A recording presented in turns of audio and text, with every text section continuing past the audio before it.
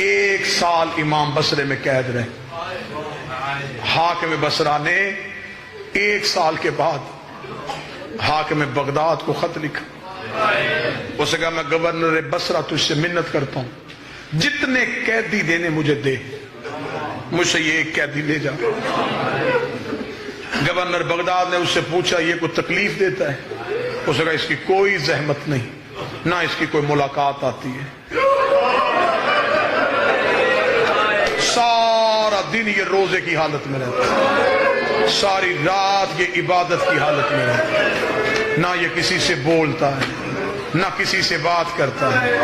اسے کا نہ ملاقات ہے نہ یہ بولتا ہے نہ کچھ مانگتا ہے. تکلیف کس بات کی ہے؟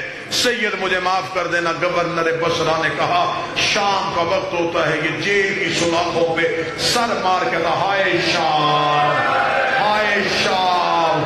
اللہ جانے شام نے اس کا کیا نقصان کیا ہے. جیسے یہ شام کہتا ہے بصرے کی دیواریں ہلنا شروع ہو جاتی ہیں.